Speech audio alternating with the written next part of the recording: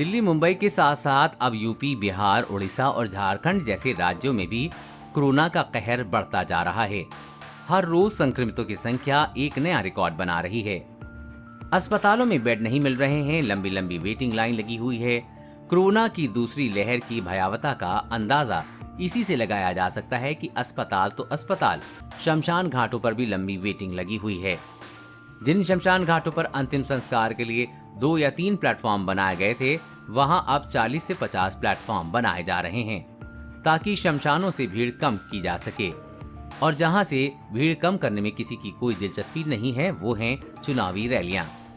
चुनावी रैलियों में जमकर भीड़ इकट्ठा नजर आ रही है, और जो नहीं नजर आ रहा है वो है कोरोना गाइडलाइन।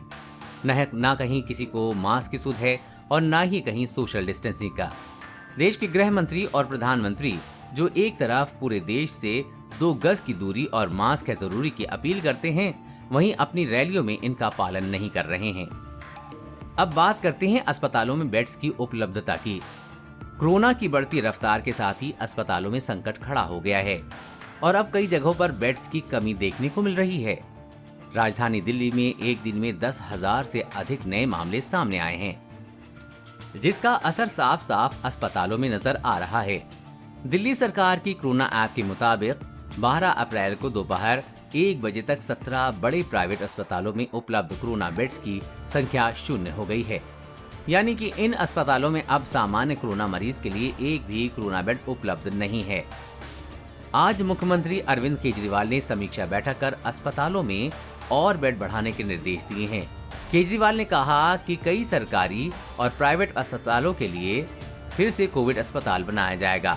दिल्ली के स्वास्थ्य मंत्री सत्येंद्र जैन ने कहा कि पिछले साल नवंबर में सरकारी और निजी अस्पतालों में 18,000 कोविड बेड बनाए गए थे। सरकार एक बार फिर उसी स्तर पर तैयारी कर रही है।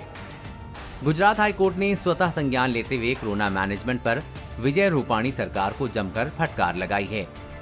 चीफ जस्टिस विक्रम नाथ और जस्टिस भार्गव डी करिया के बेंच ने सरकार से पूछा कि रेमडेसिविर इंजेक्शन एक ही जगह पर क्यों मिल रहा है। साथ ही अगर अस्पतालों में बेड और ऑक्सीजन की सही व्यवस्था गुजरात सरकार मुहैया करा रही है, तो फिर अस्पतालों के बाहर 40 एम्बुलेंस की लाइन क्यों लगी है।